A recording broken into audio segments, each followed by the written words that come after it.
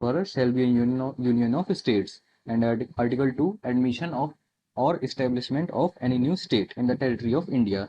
And Article 3, formation of new states and alteration of areas boundary और names of existing states. मतलब हम किसी existing states में चाहे उसका नेम चेंज कर रहे हों, चाहे एरिया चेंज कर रहे हों, चाहे एक का डिवाइड करके दो बना रहे हों, ये सब किसके अंडर आएगा? आर्टिकल 3 के अंडर आएगा। Okay, yes Vipin.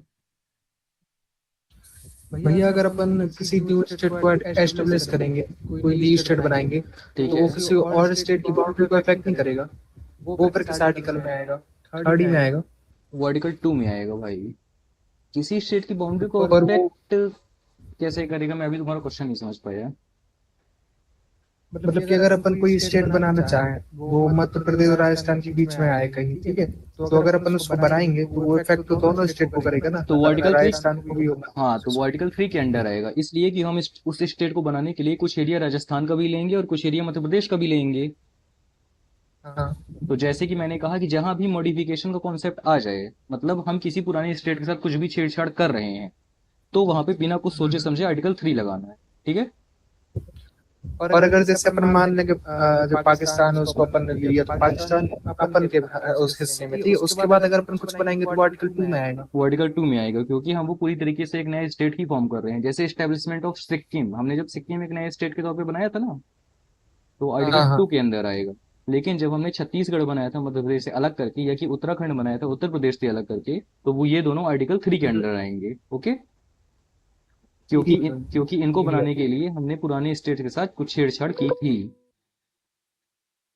ओके भैया। यस सक्षम। हाँ भैया, जैसे कि जब जम्मू कश्मीर रिपब्लिक, मतलब जब वो मोनार्ची सिस्टम था वहाँ पे, और हाँ, जब वो रिपब्लिक हुआ था, तो हमारा वो मतलब स्टेट बना था, तो आर्टिकल 2 के अंडर हुआ होगा ना? पहली बात तो स्टेट नहीं बना था, यूनियन टेरेटरी बनी थी स्टार्टिंग से। स्टार्टिंग से। अच्छा, जब जम्मू कश्मीर स्टार्टिंग में ऐड हुआ था, हाँ मतलब वहाँ वॉर हुई थी उसकी। तब वो आर्टिकल 2 के अंडर ही बना था।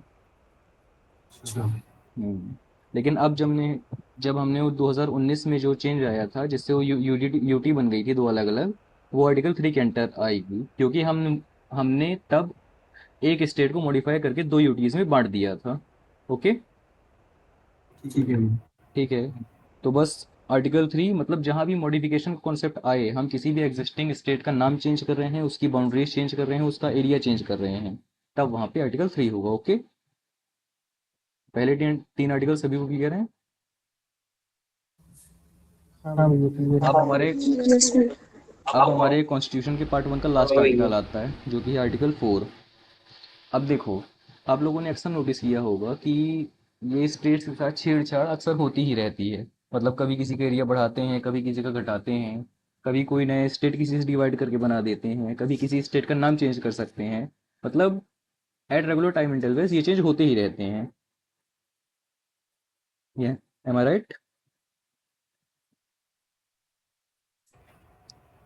यस भैया। तो आर्टिकल 4 के अंडर सिर्फ इतना लिखा गया है कि आर्टिकल 2 और 3 के अकॉर्डिंग जो भी चेंज होंगे, उनको कॉन्स्टिट्यूशन अमेंडमेंट नहीं माना जाएगा। ओके, मैं फिर से रिपीट करता हूँ। आर्टिकल 4 के अंदर सिर्फ ये लिखा गया है कि आर्टिकल 2 और आर्टिकल 3 के अकॉर्डिंग जो भी चेंजेस होंगे, उन्हें हम कॉन्स्टिट्यूशन अमेंडमेंट नहीं मानेंगे। Am I clear? मैं फिर क्लियर भैया। तो इस तरीके से हमारा पार्ट 1 फिनिश होता है। मैं एक बार फिर से रिकॉल कर देता हूँ चीज़ें। Article 1, India that is Bharat shall be union of states. Okay. Article 2, admission और establishment of new state, example Sikkim. Article 3, formation of new state and alteration of areas boundaries और names of existing states, and its examples are Uttarakhand and Chhattisgarh. Okay, and Article 4 states that acts of Article 2 and 3 are not considered as constitutional amendments. It means कि article 2 और 3 के according जो भी change होंगे, उन्हें हम constitution amendments यानी कि संविधान संशोधन नहीं मानेंगे। ओके, भैया ये आर्टिकल 4 रिपीट कर देगा ना, मैं लीव हो गया था कल, कॉल आ आर्टिकल गया था। 4 यस भाई, आर्टिकल 4 ये कहता है कि आर्टिकल 2 और 3 के अकॉर्डिंग हम जो भी चेंज करेंगे ना, आर्टिकल यस 2 भैया। और 3 के अकॉर्डिंग हम जो भी चेंज करेंगे उन्हें हम कॉन्स्टिट्यूशन अमेंडमेंट्स यानी कि संविधान संशोधन नहीं मानेंगे। ओके। ओके भैया। ओके, तो इस तरीके से हमारा पार्ट 1 फिनिश होता है। अब हम आते हैं पार्ट 2 पे जो की है सिटीजनशिप। ओके, जिसकी आर्टिकल रेंज है आर्टिकल 5 to 11।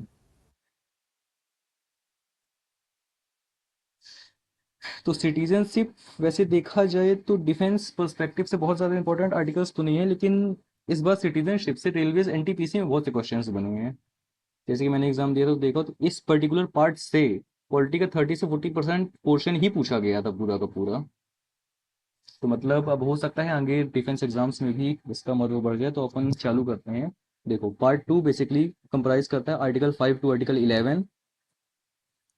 हम शुरू करते हैं आर्टिकल 5 से। आर्टिकल 5 में मेंशन्ड है citizenship at the time of commencement of constitution. मतलब जब हमारा कॉन्स्टिट्यूशन बनके तैयार हुआ तो उसके अकॉर्डिंग कौन भारत का नागरिक होगा और कौन भारत का नागरिक नहीं होगा, ये दिया गया आर्टिकल 5 में। Am I clear? मैं एक बार फिर से रिपीट करता हूँ। Article 5 states that citizenship at the time of commencement of constitution, मतलब जब हमारा कॉन्स्टिट्यूशन बन के तैयार हुआ था तो उस पर्टिकुलर टाइम पे कौन भारत का नागरिक होगा और कौन भारत का नागरिक नहीं होगा, ये दिया गया है आर्टिकल 5 में। ठीक है। And now we move to article 6 and 7। देखो, जैसे कि हमने आर्टिकल 2 और 3 एक साथ पढ़े थे, वैसे ही हम आर्टिकल 6 और 7 भी एक साथ ही पढ़ेंगे क्योंकि ये आपस में कोरिलेटेड हैं। आर्टिकल 6 हमारा स्टेट करता है rights of citizens who have migrated to India from Pakistan. मतलब at the time of partition, जब हमारा बंटवारा हुआ था भारत और पाकिस्तान का, तब जो लोग पाकिस्तान के एरिया से भारत के एरिया में आके बस गए थे, उनके सिटीजनशिप के राइट्स के बारे में मेंशन्ड है आर्टिकल 6 में। ओके। और आर्टिकल 7 इसी का पूरा वाइस वर्सा है। मतलब article 7 states that rights of citizenship of certain migrants which migrated from India to Pakistan. मतलब आर्टिकल 6 में क्या था, जो लोग पाकिस्तान से आके इंडिया में बस गए उनके सिटीजनशिप के राइट्स। पर आर्टिकल 7 में क्या है, जो लोग इंडिया से जाके पाकिस्तान में बस गए उनके सिटीजनशिप के राइट्स। ओके। मतलब ये दोनों आर्टिकल्स एक दूसरे के वाइस वर्सा हैं। यस सक्षम। भैया जब ईस्ट पाकिस्तान मतलब जब बंटवारा हुआ था तो ईस्ट पाकिस्तान के लोग भी हमारे इंडिया पे आए थे, तो हाँ, उनको भी सिटीजनशिप मिली होगी, राइट? हाँ, तो वो चीज मेंशन है आर्टिकल 6 में। उस समय ईस्ट पाकिस्तान और वेस्ट पाकिस्तान, वो पूरा पाकिस्तान एक डोमाइन ही माना जाता था। मतलब वो पूरा पाकिस्तान ही तो कंसीडर फिर किया जाता था। और फिर उसके बाद जब वो बांग्लादेश बना तो जो लोग वहां से आए थे तो उनकी फिर सिटीजनशिप छिन गई होगी। उनकी सिटीजनशिप, जब वो लोग बांग्लादेश से इंडिया आए, वो बांग्लादेश बन गया ईस्ट पाकिस्तान से। तो उनकी सिटीजनशिप तो ऑलरेडी पाकिस्तान की थी। देखो, तुम अभी मेरी बातों को समझ नहीं पाए। आर्टिकल 7 कहता है कि उन लोगों की सिटीजनशिप राइट जो इंडिया से पाकिस्तान को माइग्रेट कर गए। अब भले ही वो पाकिस्तान में माइग्रेट कर गए, कभी ना कभी तो भारत की टेरिटरी का हिस्सा भी थे। तो उन पर्टिकुलर पर्सन्स को भी कुछ राइट्स दिए गए हैं, भले ही वो पाकिस्तान माइग्रेट कर गए। उन्होंने सिटीजनशिप तो पाकिस्तान की एक्सेप्ट कर ली, लेकिन as an honour of humidity उन्हें भी कुछ सिटीजनशिप के राइट्स दिए गए हैं। ठीक है। ठीक है। तो बस आर्टिकल 6 और 7 एक दूसरे के वाइस वर्सा हैं। Article 6 right of citizens who have migrated to India from Pakistan, मतलब कि जो लोग पाकिस्तान से भारत में आए उनके बारे में आर्टिकल 6, और जो लोग भारत से पाकिस्तान गए उनके बारे में आर्टिकल 7। Am I clear? भैया आर्टिकल 6 को थोड़ा सा और बता सकते हैं, मतलब कि वो तो समझ में आएगा आर्टिकल 7, पर आर्टिकल 6 में जो है वो इंडिया से पाकिस्तान गए तो उनकी जो आर्टिकल 6 इंडिया से इंडियन पाकिस्तान नहीं गए। सिटीजनशिप है वो आर्टिकल 6 में पाकिस्तान से जो इंडिया आए उनके बारे में है। अच्छा। और आर्टिकल हाँ 7 है जो लोग पाकिस्तान से सॉरी, आर्टिकल 7 है जो लोग इंडिया से पाकिस्तान गए। ठीक है, तो कौन सा आर्टिकल में था, 6 या 7? आर्टिकल 6। आर्टिकल 6 मतलब जो लोग पाकिस्तान से इंडिया आए। हाँ हाँ, तो मतलब उनको इंडियन का सिटीजनशिप मिल गया होगा। उनको इंडियन कॉन्स्टिट्यूशन, इंडियन सिटीजनशिप तुरंत ही मिल गई थी, क्योंकि जब हमारा हाँ ये माउंटबेटन प्लान आया था कि इंडिया का दो सेपरेट डोमिनियन में मतलब डिवाइड होगा इंडिया और पाकिस्तान में, तब वहां पे एक कॉन्सेप्ट आया था कि लोगों के पास चॉइस थी अपनी सिटीजनशिप खुद चूज करने की। मतलब अगर सक्षम उस टाइम पे प्रेजेंट होता तो सक्षम या तो इंडिया की सिटीजनशिप एक्सेप्ट कर सकता था या फिर पाकिस्तान की भी कर सकता था। उसके पास मतलब अपनी चॉइस थी कि मैं चाहे इंडिया में रहूं चाहे पाकिस्तान में रहूं, उस पर्टिकुलर टाइम पे दोनों गवर्नमेंट मुझे अलाउ करेंगी। ठीक है, अच्छा, ओके। तो उसी के बारे में आर्टिकल 6 में मेंशन है। और आर्टिकल 7 में क्या मेंशन है, जैसे अभी मैंने बताया। यस प्रेम कुमार। भैया बस ये इंडिया पाकिस्तान के ही बीच में था कि कोई अलग कंट्री के बीच में था। उसके बाद मैं आ रहा हूँ, लेकिन ये आर्टिकल 6 और 7 जो है ये सिर्फ इंडिया और पाकिस्तान से ही रिलेटेड हैं। ओके, ओके भैया। ठीक है, आर्टिकल 6 और 7 सबको क्लियर है। देखो कीवर्ड्स बस याद रखना है, जो लोग पाकिस्तान से इंडिया आए वो आर्टिकल 6, और जो लोग इंडिया से पाकिस्तान गए वो आर्टिकल 7। ओके,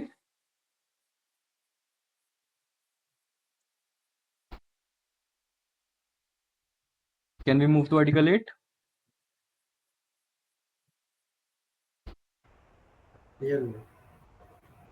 अब जैसे कि प्रेम भाई ने अब जैसे कि प्रेम भाई ने अभी कहा कि इंडियन ओरिजिन के ऐसे काफी लोग और हैं जो और भी कंट्रीज में रहते हैं वर्ल्ड में। Am I right? यस भैया। तो इंडियन ओरिजिन के ऐसे लोग जिन्होंने और किसी कंट्री की सिटीजनशिप एक्वायर कर ली है, उनके लिए भी इंडियन सिटीजनशिप के अकॉर्डिंग कुछ राइट्स दिए गए हैं। मतलब वो भले ही भारत के नागरिक नहीं है लेकिन वो इंडियन ओरिजिन के हैं, इसी कारण उन्हें भी कुछ राइट्स दिए गए हैं, जो कि मेंशन है हमारे आर्टिकल 8 में। Article 8 states that rights of citizens of person of Indian origin residing outside India. मतलब इंडियन ओरिजिन के वो लोग जो किसी न किसी अन्य देश की नागरिकता एक्सेप्ट कर चुके हैं, उन्हें भी हमारे कॉन्स्टिट्यूशन में कुछ राइट्स दिए गए हैं, जो कि आर्टिकल 8 में मेंशन है। M I clear?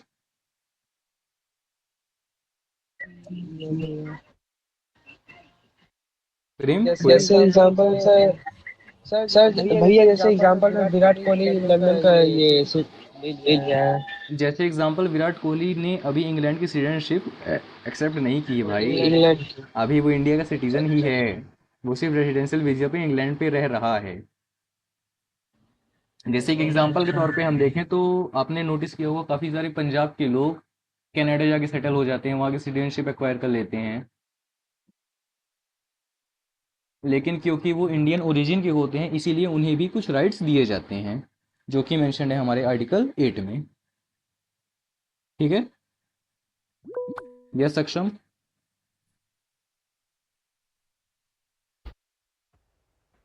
भैया जैसे कि अक्षय कुमार है, उसके पास सिटीजनशिप वहाँ की है, क्या कहते हैं, कनाडा की है शायद। कनाडा की है, ठीक है। और तो वो टैक्स रहते इंडिया में है तो टैक्स कहाँ का भरेंगे, कनाडा का कि इंडिया? टैक्स वो दोनों जगह का भरेंगे, लेकिन एज अ सिटीजन वो कनाडा का टैक्स भरेंगे, और इंडिया में जो टैक्स पे करेंगे वो एज अ रेसिडेंशियल वीजा के तौर पे करेंगे, अच्छा, लेकिन टैक्स उन्हें दोनों जगह देना पड़ेगा। ठीक है भैया। आर्टिकल 8 तक सबको क्लियर है? आर्टिकल 8 में सिर्फ ये चीज है, right of citizens of person of Indian origin residing outside India. ठीक है, मतलब इंडियन ओरिजिन के वो लोग जो इंडिया से बाहर जाके कहीं भी रह रहे हैं, उनके राइट्स के बारे में डिस्कस किया गया है आर्टिकल 8 में। मैं क्लियर? यस भैया।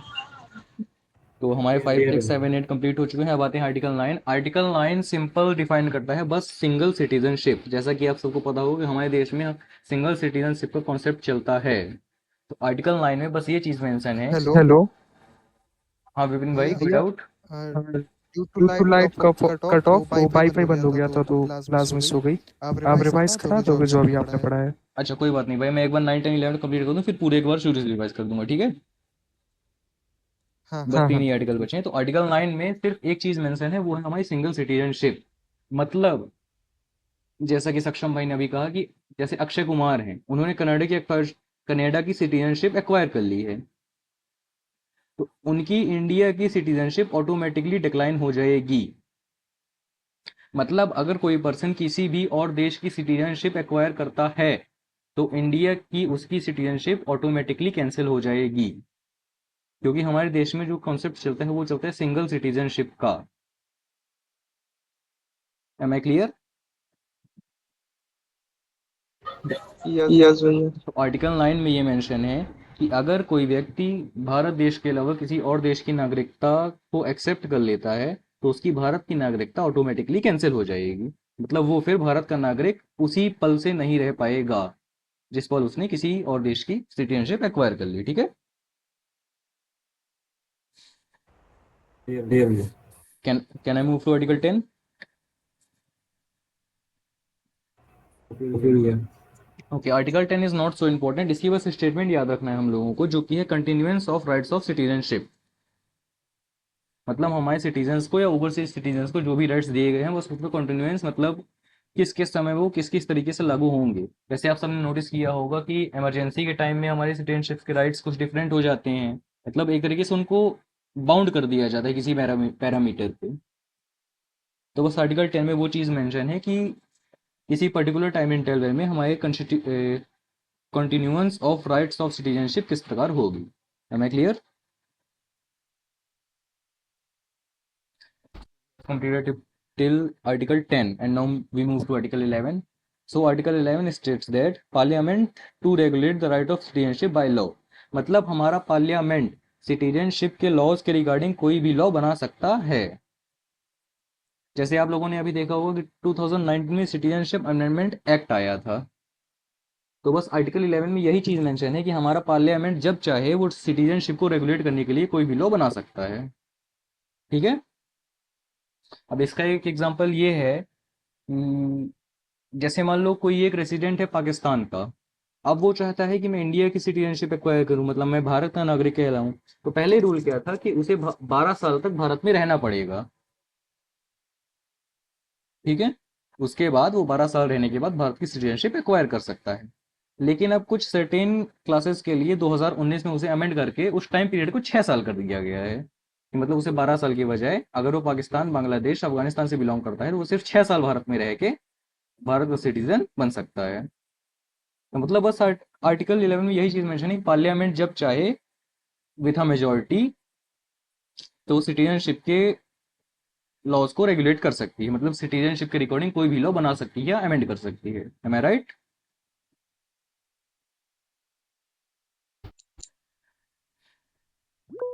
यस सक्षम? भैया इसके बारे में मुझे अच्छे से तो नहीं पता, लेकिन जो जम्मू कश्मीर में जब हाँ हाँ, you are article right, you are right. 70 से हटने से पहले 370 हटने से पहले उधर पे ऐसा होता था कि कोई पाकिस्तान का आदमी था, वो इंडियन लड़की से शादी करता था, उसको सिटीजनशिप मिल जाती थी। सिटीजनशिप मिल जाती थी। वो था 2019 के पहले तक, लेकिन जब 2019 में हमारा ये अमेंडमेंट आया था, सिटीजनशिप अमेंडमेंट एक्ट, तब ये सब कानून वापस ले लिए गए थे, क्योंकि 2019 के बाद से जम्मू कश्मीर को पूरी तरीके से भारत की टेरिटरी का हिस्सा मतलब माना जाता है। देखो 2019 के पहले तक क्या था कि कश्मीर के लोगों को कुछ स्पेशल राइट्स भी मिलते थे जो कि बाकी हमारे देश के लोगों को नहीं मिलते थे। M I right? मतलब कुछ कुल मिला के उनको स्पेशल ट्रीटमेंट दिया जाता था, लेकिन 2019 के बाद से वो सब खत्म कर दिया गया था। और जैसे कि हमने कहा कि सिटीजनशिप वाला कॉन्सेप्ट थी कि कोई आके लड़की शादी करेगा तो उसको बाद की सिटीजनशिप मिल जाएगी, वो 2019 के पहले तक था। लेकिन जब 2019 में अमेंडमेंट हुआ था और कश्मीर फिर यूटी बन गई थी, उसके बाद ये कॉन्सेप्ट खत्म कर दिया गया। तो एम आई क्लियर? क्लियर भैया। तो बस आर्टिकल 11 में यही चीज थी कि पार्लियामेंट जब चाहे मेजोरिटी के साथ सिटीजनशिप को रेगुलेट करने के लिए कोई भी लॉ बना सकती थी या फिर अमेंड कर सकती है। तो हमारा पार्ट 2 खत्म होता है। एक बार सारी चीजें रिकॉल कर लेते हैं। तो पार्ट 2 जो भी था सिटीजनशिप, आर्टिकल रेंज करते थे आर्टिकल 5 to 11। आर्टिकल 5 से हम शुरू करें तो article 5 citizenship at the time of commencement of constitution, मतलब कि जब हमारा कॉन्स्टिट्यूशन बनके तैयार हुआ था उस समय कौन भारत का नागरिक होगा और कौन भारत का नागरिक नहीं होगा, ये चीजें दी गई आर्टिकल 5 में। ठीक है, उसके बाद आर्टिकल 6 पे जाएं तो right of citizens who have migrated to India from Pakistan, मतलब कि जो लोग पाकिस्तान से भारत में आके बस गए हैं उनके राइट्स के बारे में डिस्कस करता है आर्टिकल 6। आर्टिकल 6 और आर्टिकल 7 एक दूसरे के वाइस वर्सा है, इसलिए इन दोनों को बहुत ध्यान से याद करना है क्योंकि ये सबसे ज्यादा कंफ्यूजिंग आर्टिकल्स हैं।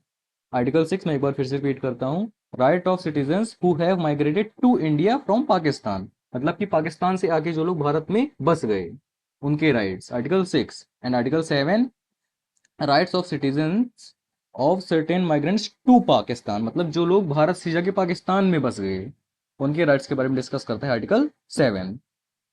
ठीक है, और आर्टिकल 8 हमारा है rights of citizenships of persons of Indian origin residing outside India, मतलब कि भारत इंडियन ओरिजिन के वो लोग जो किसी न किसी और देश की नागरिकता एक्सेप्ट कर चुके हैं उनके राइट्स के बारे में डिस्कस करता है आर्टिकल 8। Am I clear? और आर्टिकल Yes, 9, भैया। और आर्टिकल 9 हमारा डिस्कस करता है सिंगल सिटीजनशिप, मतलब कि अगर कोई व्यक्ति किसी और देश की नागरिकता एक्सेप्ट कर लेता है तो उसकी भारत की नागरिकता ऑटोमेटिकली डिक्लाइन कर दी जाएगी, मतलब कैंसिल कर दी जाएगी, क्योंकि हमारे देश में कॉन्सेप्ट चलता है वो सिंगल सिटीजनशिप का ही चलता है। ठीक है, and now we move to article 10। Article 10 मतलब continuance of rights of citizenship. Article 10 में स्टेटमेंट ध्यान रखना है क्योंकि ये सीधे तौर पे स्टेटमेंट ही पूछा जाता है। Article 10 continuance of rights of citizenship. And article 11 parliament to regulate the rights of citizenship by law, मतलब पार्लियामेंट जब चाहे तो मेजोरिटी के साथ सिटीजनशिप को रेगुलेट करने के लिए कोई भी लॉ बना सकता है या फिर अमेंड कर सकता है। तो पार्ट 2 सबको क्लियर है? Yes, भैया क्लियर क्लियर है। है। अब सिटीजनशिप के रिगार्डिंग 3 बातें और हैं याद रखने वाली जो कि अक्सर एग्जाम में क्वेश्चंस पूछे जाते हैं। उनमें से पहला ये है कि जैसा कि मैंने अभी बताया कि हमारे देश में सिंगल सिटीजनशिप का कॉन्सेप्ट चलता है। तो तुम में से किसी को पता है कि ये सिंगल सिटीजनशिप का कॉन्सेप्ट हमने कहाँ से बोरो किया था? मतलब जैसे कि तुम सबको पता ही होगा कि हमारा जो कॉन्स्टिट्यूशन है वो काफ़ी सारे कंट्रीज कॉन्स्टिट्यूशन का मिक्सचर है एक तरीके से कहा जाए तो, मतलब कुछ ना कहीं से बोरो किया गया है। तो ये सिंगल सिटीजनशिप का कॉन्सेप्ट कहाँ से बोरो किया था हमने? इंग्लैंड से। ये बोरो किया था हमने इंग्लैंड से, जो कि आपकी नोट्स में ऑलरेडी मेंशन है। तो ये चीज़ ध्यान रखना है क्योंकि ये चीज़ डायरेक्ट एग्जाम में पूछी जाती है। ठीक है, पहला पॉइंट हमारा ये हो गया, सिंगल सिटीजनशिप हमने इंग्लैंड से बोरो की थी। और सिंगल सिटीजनशिप मेंशन कौन से आर्टिकल में है? आर्टिकल 9 में। ठीक है,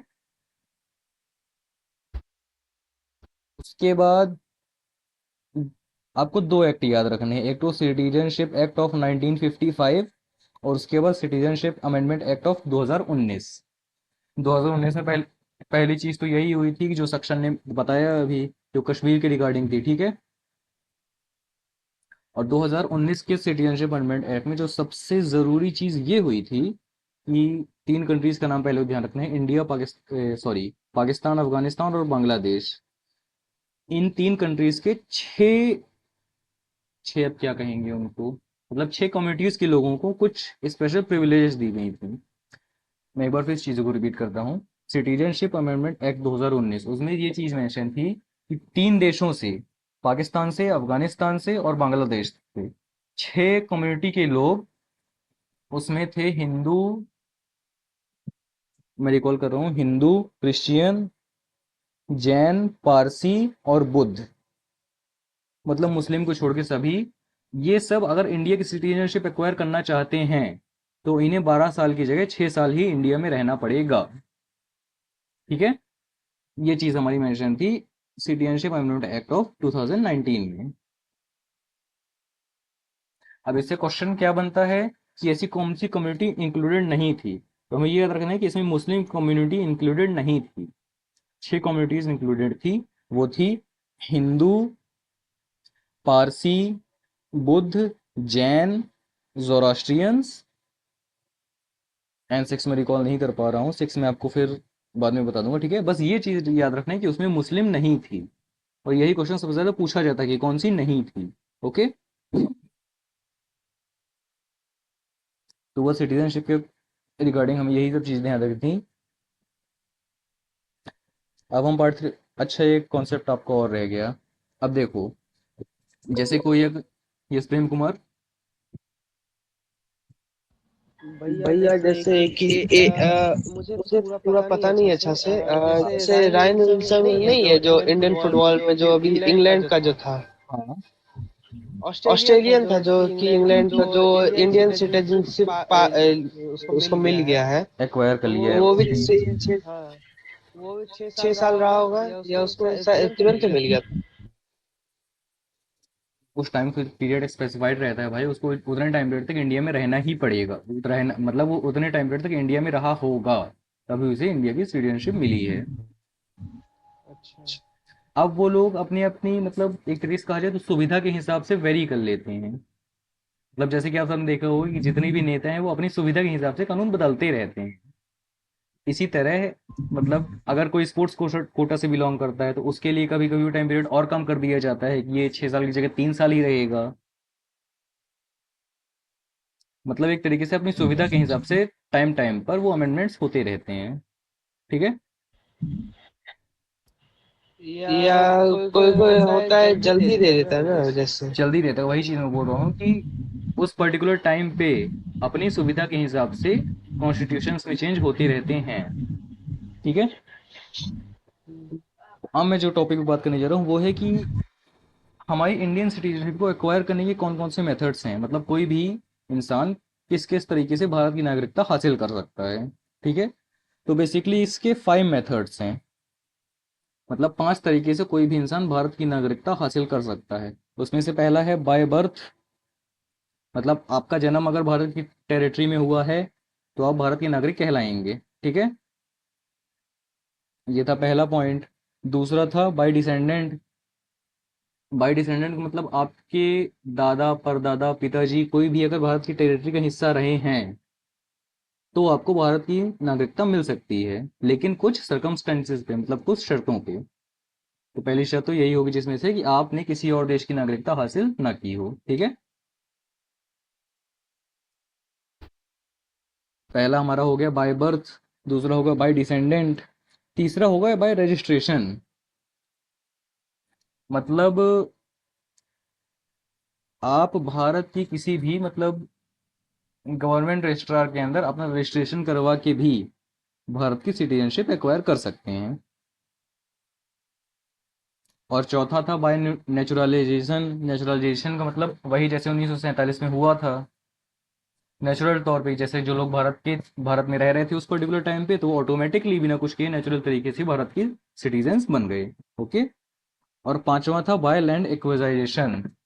ये इसमें सबसे इंपॉर्टेंट है। तो अगर भारत किसी देश की जमीन पर कब्जा कर लेता है तो वहां रहने वाले सभी नागरिक भी भारत के नागरिक ही कहलाएंगे, मतलब उनको इंडियन सिटीजनशिप दे दी जाएगी। कौन से मेथड से? बाय लैंड एक्विजिशन मेथड से। तो इस तरीके से भारत की सिटीजनशिप हासिल करने के 5 मेथड्स हैं। मैं एक बार और रिपीट कर देता हूँ।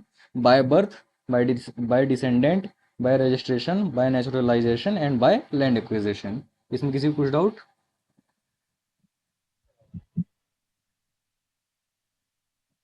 प्रभात, क्लियर है ये चीजें? यस भी है, क्लियर है। अच्छा। अब हमने भारत की नागरिकता लेने के तो 5 तरीके बता दिए, लेकिन भारत की नागरिकता छीनने के भी कुछ तरीके होंगे। जैसे कि फॉर एग्जांपल अगर हम देखें, जैसे कि सक्षम है, अब ये ठीक है, ये अभी तो भारत का नागरिक है, लेकिन कल को ये कोई आतंकवादी बन जाए तो हमें फिर से भारत की नागरिकता छीननी पड़ेगी। तो भारत की नागरिकता छीनने के भी हमारे 3 मेथड्स होते हैं।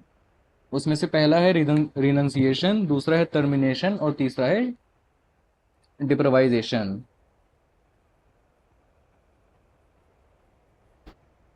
तो उसमें से पहला तो यही है कि मतलब रिनंसिएशन का मतलब यही है कि अगर कोई व्यक्ति किसी और देश की सिटीजनशिप एक्सेप्ट कर लेता है तो उसको ऑटोमेटिकली अपनी भारत की सिटीजनशिप त्यागनी पड़ेगी। ठीक है। ये हमारा पहला मेथड हो गया रिनंसिएशन। दूसरा टर्मिनेशन, मतलब जानबूझ के किसी को भी भारत की नागरिकता से टर्मिनेट कर देना, मतलब कि निकाल देना, एक तरीके से निष्कासित कर देना। जैसे कि अभी मैंने एग्जांपल दिया कि अगर कोई भी ऐसा इंसान है जो ऐसी कुछ एक्टिविटीज़ में इन्वॉल्व है जो कि हमारे लिए नेशनल थ्रेट है, मतलब कुल मिला के हमारे लिए भारत भारत के लिए खतरा है वो, तो उसे भारत की सिटीजनशिप टर्मिनेट कर दिया जाएगा, मतलब निकाल दिया जाएगा। दूसरा मेथड ये हो गया। ठीक है। और तीसरा मेथड है हमारा डेप्रीवेशन। डेप्रीवेशन भी कुछ कुछ इस दूसरे वाले से सिमिलर है, जो कि था टर्मिनेशन से। मतलब इसमें भी उस पर्टिकुलर आदमी को डिप्राइव कर दिया जाता है भारत की सिटीजनशिप लेने से। और कारण वही होता है कि वो हमारे लिए नेशनल थ्रेट हो सकता है, या कि हमारे देश को किसी भी प्रकार से हानि पहुंचा सकता है। ठीक है। ये तीन चीजें समझ में आ गई। पहला था रिनंसिएशन, मतलब वो वॉलंटरी तरीके से या सक्षम। भैया ये एक मेरा क्वेश्चन था, हाँ जैसे भाई। कि अगर कोई फॉरेनर हमारे इंडिया आता है, हाँ। जैसे कोई अमेरिका का ही है, उसके हाँ। पास हमारी सिटीजनशिप नहीं है, हाँ नहीं है। और वो इधर पे आके कोई क्राइम कर देता है, हाँ। जो कि बहुत बड़ा क्राइम है, तो क्या उसका जो भी उसका क्या कहते हैं मुकदमा होगा, क्या वो यूनाइटेड स्टेट्स में होगा या फिर इंडिया में ही? अगर वो इंडिया की टेरिटरी में आके कोई क्राइम करता है और उसका वीजा पीरियड तब तक वैलिड था इंडिया में, तो उसमें जो भी कार्रवाई होगी वो इंडिया की कोर्ट के अकॉर्डिंग ही होगी। ठीक है। हाँ। उसको डिफेंड मतलब इंडिया के ही वकील करेंगे कि यूनाइटेड नहीं स्टेट? नहीं नहीं, वो अगर अपना चाहे तो अपना डिफेंस यूनाइटेड स्टेट्स से भी बुला सकता है, या कि यूनाइटेड स्टेट्स में भी अपील कर सकता है अपनी डिफेंस के लिए। लेकिन उस पर जो कार्रवाई होगी और जो उसे सजा मिलेगी वो इंडियन पीनल कोड के अकॉर्डिंग ही मिलेगी। ठीक अच्छा, है। क्योंकि उस पर्टिकुलर टाइम पे वो इंडिया की टेरिटरी में मौजूद था। ठीक है। ठीक है भैया, ठीक है। तो मैंने ये चीज़ यहाँ पे दो चीज़ क्लियर की कि सिटीजनशिप लेने के पांच तरीके हैं: by birth, by descendant, by registration, by naturalisation and by land acquisition. और सिटीजनशिप छीनने के तीन तरीके हैं: बाय रिनंसिएशन, मतलब कि कोई एक देश की सिटीजनशिप लेगा तो उसे अपनी भारत की सिटीजनशिप त्यागनी पड़ेगी, ये हो गया बाय रिनंसिएशन। दूसरा है बाय टर्मिनेशन, और तीसरा है बाय डिप्राइवेशन। ये दूसरा और तीसरा आपस में काफी कुछ सेम है। इनका मतलब है किसी को निकाल देना या किसी को निष्कासित कर देना। ठीक है। तो मैं क्लियर। यस भैया। तो इस तरीके से हमारे हमारे दो पार्ट्स तो ये पूरी तरीके से कंप्लीट हो गए। अब मुझे बताओ कि इन दो पार्ट्स के किसी भी आर्टिकल में या किसी भी कॉन्सेप्ट में किसी को कुछ doubt.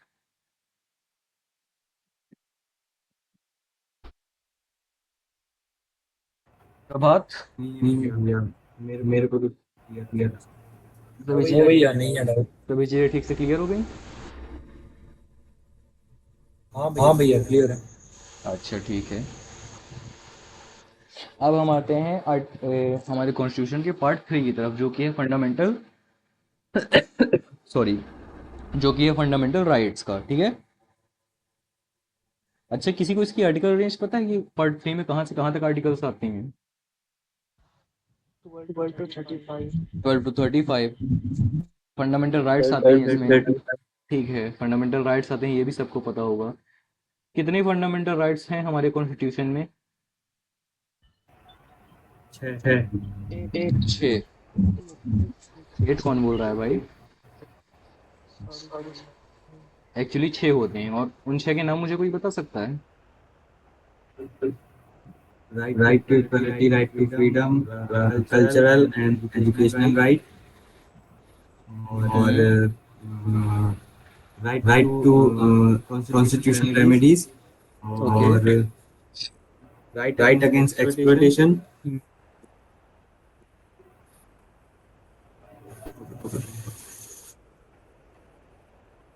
And freedom of culture.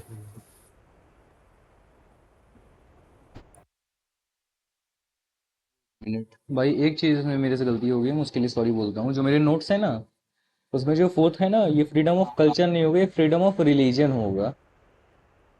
Freedom. हाँ, वो चौथा फ्रीडम ऑफ रिलीजन है, पता नहीं कैसे मेरे से गलती हो गई। ठीक है, तो उसको करेक्ट कर लेना यार, सॉरी। या कि कल मैं ही करेक्ट करके भेज दूंगा। उसमें फ्रीडम ऑफ रिलीजन होगा फोर्थ में जो है।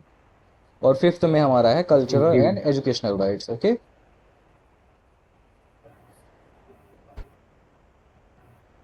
तो चलो हम शुरू करते हैं पार्ट थ्री। तो देखो, पार्ट टू में हमने सिटीजनशिप पढ़ा, उसमें तो हमने आर्टिकल 11 तक पढ़ा था। अब हमारा पार्ट 3 स्टार्ट होता है आर्टिकल 12 से, लेकिन हमारे जो फंडामेंटल राइट्स हैं वो स्टार्ट होते हैं आर्टिकल 14 से। तो सबसे बड़ा क्वेश्चन ये रेज होता है कि जब आर्टिकल 14 से फंडामेंटल राइट्स स्टार्ट होते हैं, आर्टिकल 12 और आर्टिकल 13 में ऐसा क्या है? किसी को ये चीज पता है?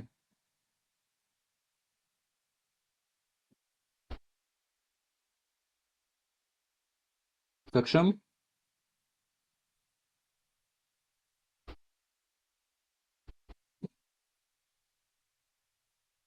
मेरी आवाज आ रही है आप सबको? यस भैया। तो किसी को ये पता है कि आर्टिकल 12 और आर्टिकल 13 में क्या है?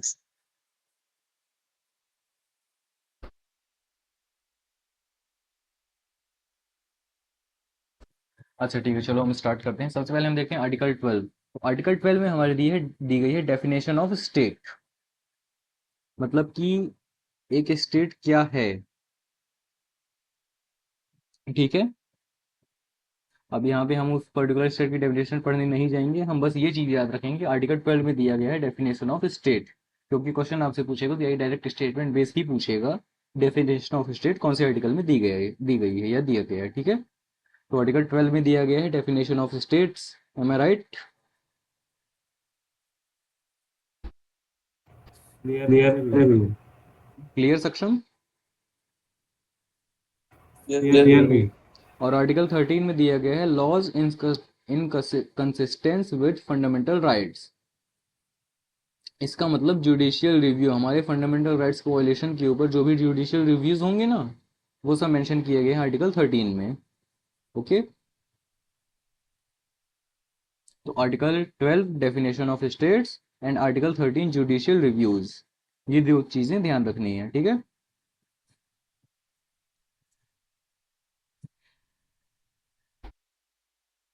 अब हम स्टार्ट करते हैं अपने फंडामेंटल राइट्स से, जो कि भाई ने बताया कि 6 होते हैं। उनमें से पहला होता है राइट टू इक्वेलिटी, जो रेंज करता है आर्टिकल 14 से आर्टिकल 18 तक। ठीक है, ठीक है। तो सबसे पहले हम स्टार्ट करें आर्टिकल 14 से। हमारा पहला फंडामेंटल राइट है राइट टू इक्वेलिटी। उसमें कंप्राइज करते हैं article 14 to article 18। And if we talk about article 14, article 14 states that equality before law, मतलब कि अगर हमारे भारत में किसी ने भी कोई भी क्राइम किया है, तो ये नहीं देखा जाएगा कि वो ऊंची जाति का है कि नीची जाति का है, गरीब है या अमीर है, कानून सबके लिए बराबर ही होगा। हालांकि ऐसा होता तो नहीं है, लेकिन कॉन्स्टिट्यूशन में ये चीज मेंशन है, तो हमें पढ़ना पड़ेगा कि article 14 states that equality before law, मतलब कानून सबके लिए समान है और हर किसी को सेम क्राइम के लिए सेम सजा ही दी जाएगी। am I clear? क्लियर भैया। अच्छा, आप में से कितने लोग ये मानते हैं कि हमारे देश में सच में ऐसा होता है कि सेम क्राइम के लिए सबको सेम सजा दी जाती है? नहीं होता भैया। जिसके पास मतलब पैसे ज्यादा है तभी जाके उसको उसका मतलब हाँ, राइट मिले। वही सीन है ना भाई, सब पूछते हैं जिसके पास पैसा है, सब पूछेंगे तेरा भाई कैसा है है ना? तो चलो, भले ही ऐसा होता नहीं है, लेकिन कॉन्स्टिट्यूशन में ये चीज मेंशन तो है, इक्वेलिटी बिफोर लॉ, मतलब सेम क्राइम के लिए हर एक पर्सन को सेम सजा दी जाएगी, चाहे वो किसी भी रेस से हो, किसी भी कास्ट से हो, चाहे वो अमीर हो, चाहे भी हो गरीब हो, उसका सोशल स्टेटस चाहे जो भी हो, फाइनेंशियल स्टेटस जो भी हो। ठीक है, इक्वेलिटी बिफोर लॉ, ये था हमारा आर्टिकल 14।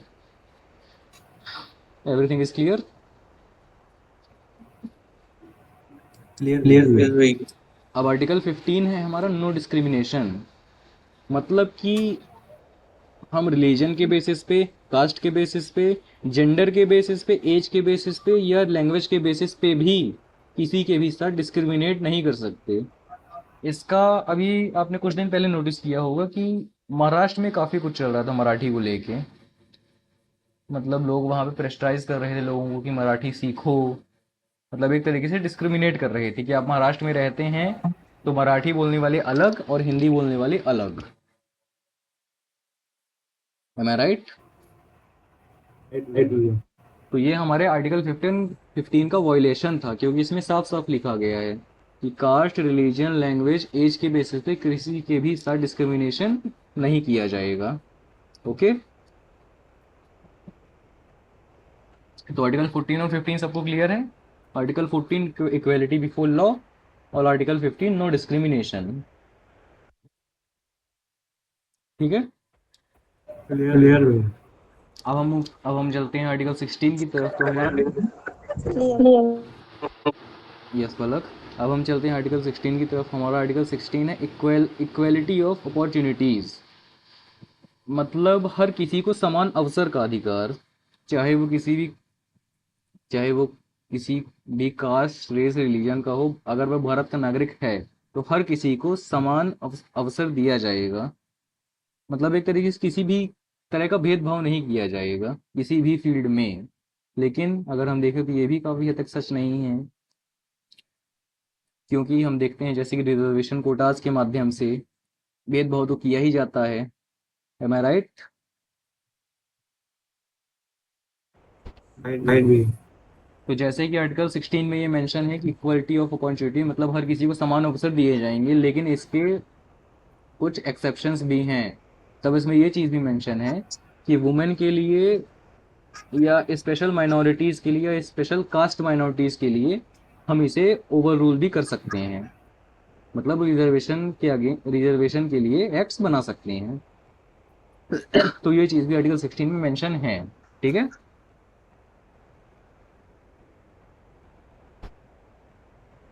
अब आर्टिकल 16 हमारा हो गया। अब हम चलते हैं आर्टिकल 17 की तरफ। तो आर्टिकल 17 सिर्फ एक चीज़ मेंशन करता है, वो है एबॉलिशन ऑफ अनटचेबिलिटी। मतलब हम किसी के भी साथ अनटचेबिलिटी के बेसिस पे डिस्क्रिमिनेशन नहीं कर सकते हैं। अब अनटचेबिलिटी तो आप लोगों को पता ही होगा, जैसे कि हमारे पुराने समय से चला रहा था छुआछूत। जैसे कि मध्य प्रदेश के यहाँ है कोई? मध्य प्रदेश से मध्य प्रदेश से, एमपी से मतलब। सभी। तो जैसे कि देखा हो गया हमारे एमपी में ये चीज़ ज़्यादा चल रही थी पहले की, मतलब कोई अगर नीचे कास्ट का आदमी किसी चीज़ को छू लेता था तो अपर कास्ट मेनली ब्राह्मण्स उस चीज़ को फिर टच नहीं कर सकते थे। M I right?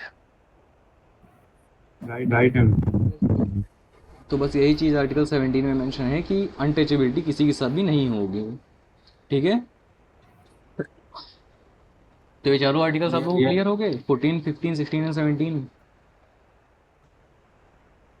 क्लियर भी है। अब हम चलते हैं आर्टिकल 18 की तरफ। आर्टिकल 18 भी सिर्फ एक ही चीज़ मेंशन करता है, वो है एबॉलिशन ऑफ टाइटल्स। मतलब कोई भी भारत का सिटीजनशिप अपने नाम के आगे कोई भी टाइटल नहीं लगा सकता है। जैसे कि आप सबने देखा होगा कि पुराने टाइम में राजा महाराजा अपने नाम के आगे आर्टिकल्स का यूज़ करते थे। जैसे कि आप लोगों ने अगर एंशियंट हिस्ट्री पढ़ी होगी तो आपने तो वहाँ राजाओं के टाइटल्स देखे होंगे।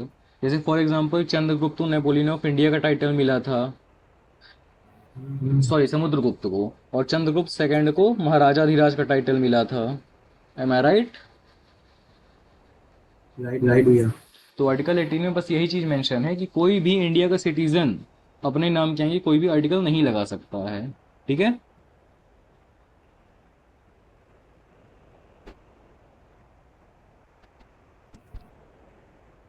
इसका आपने एग्जाम या सक्षम। भैया जैसे कि अभी भी हम एक जैसे किंग है जो द ग्रेट अशोका, तो उनको हम ग्रेट अभी भी बोलते हैं, तो क्या वो वायलेशन नहीं है क्या? भाई इंडिया के सिटीजन, अशोका भी इंडिया के सिटीजन है।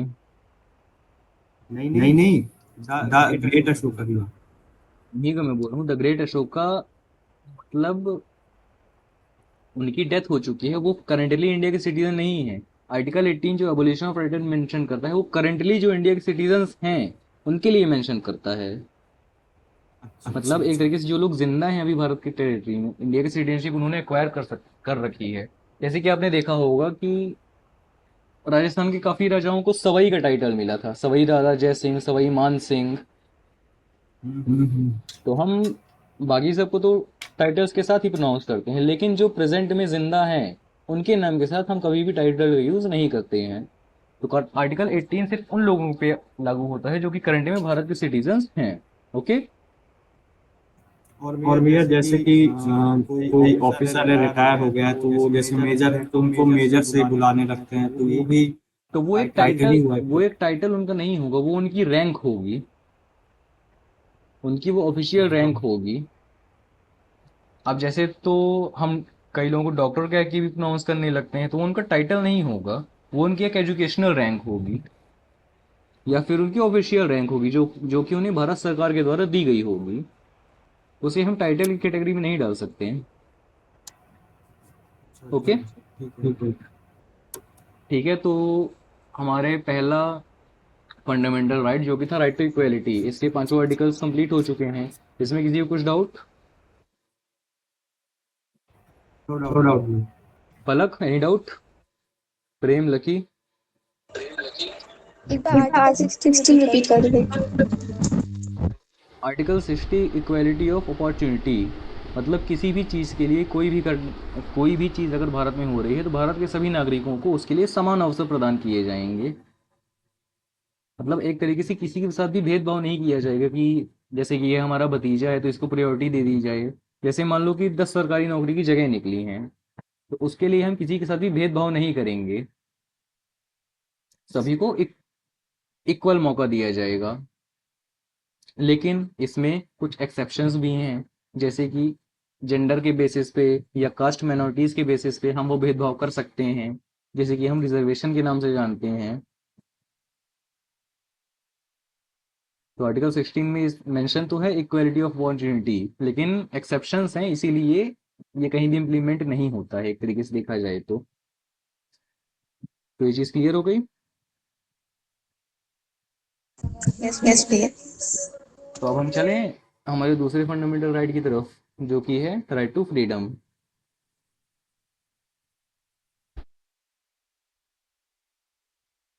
ओके, तो हम चलते हैं अपने दूसरे फंडामेंटल राइट की तरफ, जो कि है राइट टू फ्रीडम। अब इसमें आर्टिकल्स जो आते हैं वो आते हैं आर्टिकल 19 टू आर्टिकल 22। अब कहने को तो ये चार ही आर्टिकल हैं, 19, 20, 21 एंड 22, लेकिन वो उस आर्टिकल 19 के अंदर भी खुद के 6 सब क्लॉज आते हैं, मतलब वो आर्टिकल 19 भी सब डिवाइडेड है। तो शुरू करें। ओके। तो आर्टिकल 19 में हमारे बेसिकली मेंशन है 6 rights of freedom.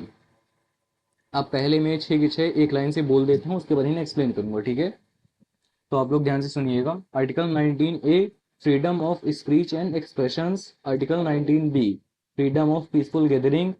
Article 19 C, freedom of association और forming cooperative societies. Article 19 D, freedom to move freely throughout the territory of India.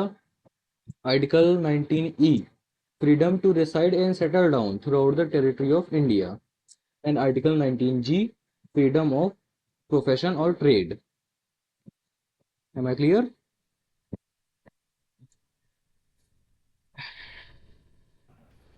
Clear भैया। तो चलो अभी एक एक करके एक्सप्लेन करते हैं। तो हमारा जो आर्टिकल 19 है ये सब डिवाइडेड है 6 क्लॉज में। तो इसका पहला क्लॉज जो आर्टिकल 19 ए, वो तो सीधे सीधे कहता है freedom of speech and expression. मतलब ये हमारा एक बेसिक फंडामेंटल राइट है कि हमें बोलने का या अपने भावों को व्यक्त करने का अधिकार है। लेकिन कुछ सर्टेन सर्कमस्टांसेस में ये राइट हमसे छीना भी जा सकता है। जैसे कि हम अगर देखें, आप सबने नोटिस किया होगा क्लासरूम में आपके टीचर्स आपको कहते हैं शांत रहने के लिए। M I right? शांत रहने नहीं भैया, मारते भी। हाँ हाँ, मतलब मारते भी हैं। तो बेसिकली हमें कहते हैं कि शांत रहो। तो एक तरीके से हम कहें तो ये हमारे राइट्स का वायलेशन नहीं हो गया ये?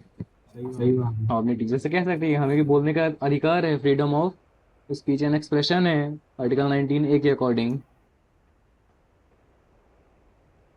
तो वही चीज़ है कि कुछ सर्टेन सर्कमस्टेंसेज में इस आर्टिकल को मतलब लिमिटेड कर दिया गया है कि कुछ जगह पे ये लागू नहीं होगा। Okay, article 19, freedom of speech and expression. Article 19 B state करता है पीसफुल गैदरिंग। अब पीसफुल गैदरिंग का मतलब है कि हम बिना किसी आर्म्स एमुनेशन के या कि बिना किसी ऐसी सामग्री के जो हमारे देश के लिए हानिकारक हो, कहीं भी पीसफुल गैदर हो सकते हैं, ठीक है, मतलब ग्रुप्स फॉर्म, मतलब पीसफुल गैदर हो सकते हैं, मतलब कहीं भी इकट्ठा हो सकते हैं, लेकिन वो गैदरिंग आर्म्ड के साथ नहीं होनी चाहिए, या कि उसमें कुछ भी ऐसे एलिमेंट्स नहीं होने चाहिए जो कि हमारे देश के लिए हानिकारक हों। Am I clear?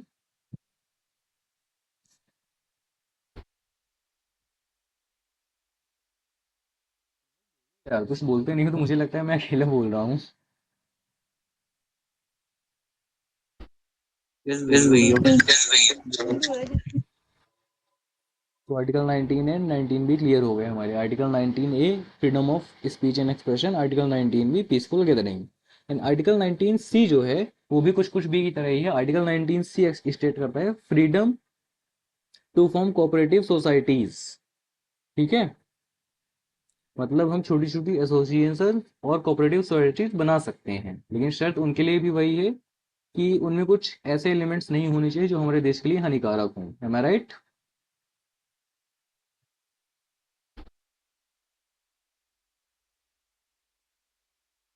और ये तीन सब क्लॉज तो हो गए, ए बी एंड सी। अब हम चलते हैं आर्टिकल 19 डी की तरफ। तो आर्टिकल 19 डी हमारा कहता है freedom to move freely in the territory of India, मतलब हम भारत की टेरिटरी के अंदर कहीं भी कभी भी बिना किसी को बताए घूमने जा सकते हैं, लेकिन इसके भी कुछ एक्सेप्शंस हैं, जैसे कि 2019 से पहले जम्मू एंड कश्मीर।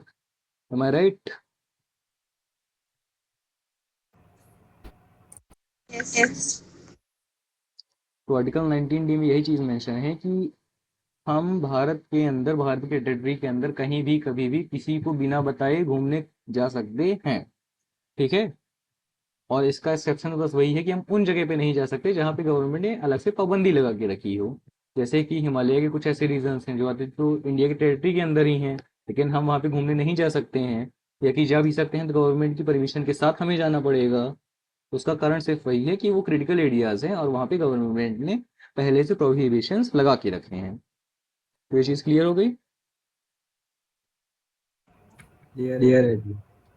अब चलते हैं आर्टिकल 19 ई की तरफ, जो कि हमें कहता है freedom to reside and settle on फ्रीडी, मतलब हम भारत में कहीं भी अपने रहने के लिए घर बना सकते हैं इंडिया के टेरिटरी के अंदर। Am I clear? क्लियर है। आर्टिकल 19 ई स्टेट करता है कि हम भारत में कहीं भी सेटल डाउन हो सकते हैं या अपना घर बना सकते हैं इंडिया की टेरिटरी के अंदर, ठीक है। अब आर्टिकल 19 ई के बाद आता है हमारा आर्टिकल 19 जी, जो कि हमें कहता है कि हम इंडिया की टेरिटरी के अंदर अपने मन पसंद का कोई भी ट्रेड या प्रोफेशन चूज कर सकते हैं, मतलब freedom of choosing our profession और ट्रेड। है मैं क्लियर? क्लियर है भैया। अब कुछ लोगों के मन में ये सवाल आ रहा होगा कि आर्टिकल 19 ई के बाद हम सीधे आर्टिकल 19 जी में जंप कर गए, आर्टिकल 19 एफ कहाँ गया? ये सवाल नहीं आया तुम लोगों के दिमाग में?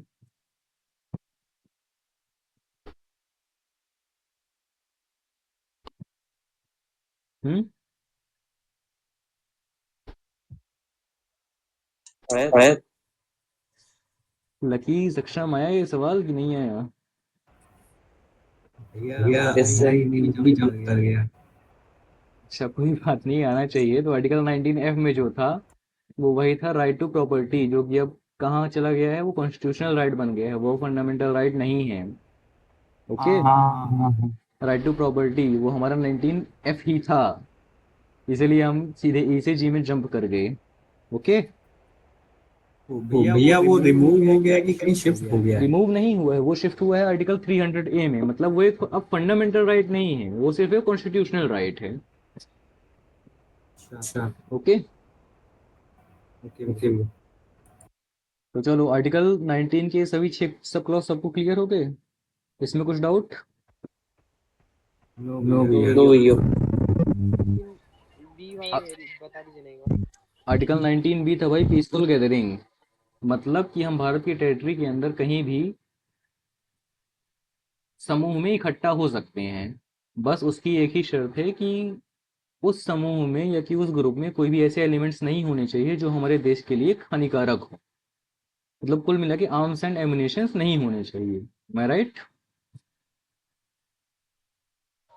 और भैया 19 जी में क्या बोले थे 19 मैं एक बार फिर से चीज़ रिपीट कर देता हूँ। देखो, आर्टिकल 19A हमारा था freedom of speech and expression, मतलब हमें बोलने का और अपने भाव प्रकट करने का अधिकार है।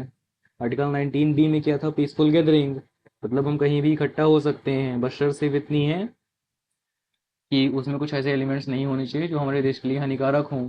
उसके बाद आर्टिकल 19C में था फ्रीडम टू फॉर्म एसोसिएशन और कोऑपरेटिव सोसाइटीज़, मतलब एसोसिएशन और कोऑपरेटिव सोसाइटीज़ फॉर्म कर सकते हैं, लेकिन इसकी भी शर्त यही थी कि कुछ ऐसे एलिमेंट्स उसमें ना हों जो हमारे देश के लिए हानिकारक हों। उसके बाद आर्टिकल 19D था freedom to move freely throughout the territory of India, मतलब हम भारत में कहीं भी घूमने जा सकते हैं बिना किसी से पूछे और बिना किसी को बताए। ये था आर्टिकल 19D। उसके बाद आर्टिकल 19E में था freedom to reside and settle down, मतलब हम जहाँ चाहें भारत की टेरिटरी के अंदर अपना घर बना सकते हैं या वहाँ पे सेटल डाउन हो सकते हैं, ठीक है। उसके बाद था आर्टिकल 19G, जो कि था फ्रीडम टू चूज प्रोफेशन और ट्रेड, मतलब हम भारत की टेरिटरी के अंदर अपने मन का कोई भी प्रोफेशन और ट्रेड चूज कर सकते हैं। अब ये छह के सभी को क्लियर हो गए?